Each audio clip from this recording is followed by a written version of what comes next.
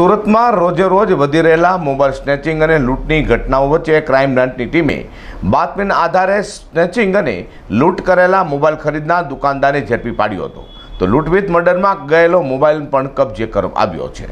સુરતમાં રોજેરોજ mobile phone snatching અને લૂંટની ઘટનાઓ ખૂબ જ બની રહી છે। રોજેરોજ વિવિધ પોલીસ મથકોમાં મોબાઈલ સ્નેચિંગની ફરિયાદો નોંધાય છે, ત્યારે મોબાઈલ સ્નેચરો પાસેથી સ્નેચિંગ કરેલા અને લૂંટ કરેલા મોબાઈલ ફોન ખરીદનારો સામે પણ પોલીસે લાલ કરી છે। સુરત ક્રાઇમ બ્રાન્ચની ટીમે બાતમીના આધારે સચિન અને પાંડેસરામાં મોબાઈલ સ્નેચિંગ સાથે હત્યા અને લૂંટના ગુનાને અંજામ આપનાર લૂંટારો પાસેથી મોબાઈલ ફોન ખરીદનાર એવા સચિન જીઆઈડીસીના ગૌતમનગરમાં રુદ્ર મોબાઈલ નામે દુકાન ધરાવતા અરવિંદ મોર્યાને ઝડપી પાડ્યો હતો। તેની પાસેથી 21 મોબાઈલ ફોન કબજે કર્યા છે। 4/23 સચિન પોલીસ સ્ટેશન અને સચિન જીઆઈડીસી પોલીસ સ્ટેશન આ બંને વિસ્તારમાં એટલે હોજીવાલામાં અને સચિન જીઆઈડીસી વિસ્તારની અંદર એક રાત્રિમાં 3 બનાવ બનેલા, જેમાં એક મર્ડર થયેલું અને 2 લૂંટ થયેલી, જેમાં 3 ઈસમોએ એક વ્યક્તિનું મૃત્યુ નિપજાવેલું અને 2 વ્યક્તિઓ પાસેથી ચપ્પુ મારી અને મોબાઈલ સ્નેચ કરેલા। આ ઘટના પછી સીપી સરે ક્રાઇમ બ્રાન્ચની ટીમોને આ વિસ્તારની અંદર આ ન્યુસન્સ ખતમ થાય એની માટે રેગ્યુલરલી વોચ રાખવાનું અને ત્યાં પેટ્રોલિંગ કરી અને જો બીજા કોઈ આવા ઈસમો એક્ટિવ હોય તો એના પર કડક કાર્યવાહી કરવા માટેની સૂચના આપેલી, જેના આધારે અમારી ટીમો આ એરિયામાં સતત વર્કઆઉટ કરતી હતી। ક્રાઇમ બ્રાન્ચની પીઆઈ મોદીની ટીમ અને એમના પીએસઆઈ તથા નીચેની ટીમે એક ઇન્ફોર્મેશન મળેલી કે એક સચિન જીઆઈડીસી વિસ્તારની અંદર રુદ્ર મોબાઈલ સર્વિસ સેન્ટર છે, જેનો દુકાનદાર છે અરવિંદ બબન મોર્યા કરીને। આ વ્યક્તિ છે એ આવા અનઓથોરાઇઝડ એટલે સ્નેચ થયેલા ફોન લેવાની ટેવવાળો છે।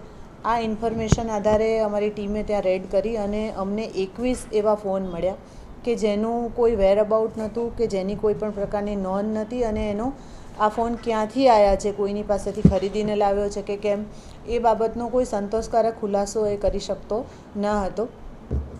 આ બધા જ ફોન છે એની માટે અમે એની કડક પૂછપરછ કરી, ત્યારે પૂછપરછમાં એણે કબૂલાત કરી કે જે 3 ઈસમો જે લૂંટ અને મર્ડરમાં ઇન્વોલ્વ હતા એની સાથે એનો એક બીજો મિત્ર છે નિખિલ ચોબે કરીને, આ અને ઋષિકેશ મિશ્રા, આ 5 જણા ભેગા થઈને આવા પ્રકારની હોજીવાલામાંથી અને જીઆઈડીસી વિસ્તારમાંથી ફોન સ્નેચ કરતા હતા, ચોરતા હતા, લૂંટતા હતા અને આ ફોન અરવિંદ મોર્યાને એની દુકાન ઉપર આવીને વેચી દેતા હતા।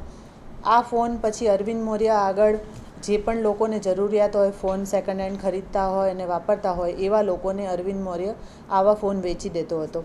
આ જે 21 ફોન છે એ 21 ફોનની કોઈ ડિટેલ નથી, અમે એના આઈએમઈઆઈ ટ્રેસ કર્યા અને એના 5 ફરિયાદીને અમે શોધ્યા, ત્યારે એ 5માં દાખલા સામે આવ્યા કે એમાં સ્નેચિંગ અને લૂંટ હતી।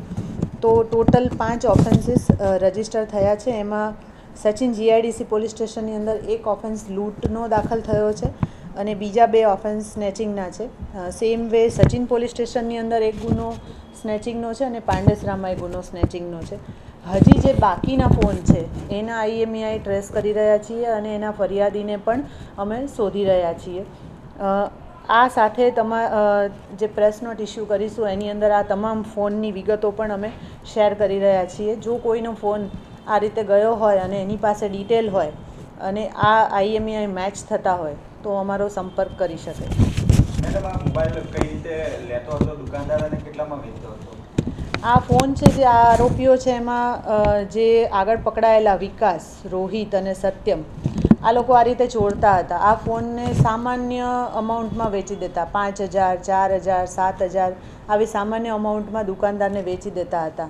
આ જે અરવિંદ મોર્ય છે એની અંદર 500,000 રૂપિયાનો નફો લઈ અને બીજા ઈસમોને એ વેચી દેતો હતો અને આ ક્યારેય ટ્રેસ ના થતું કે આ ફોન લૂંટના છે કે સ્નેચિંગના છે।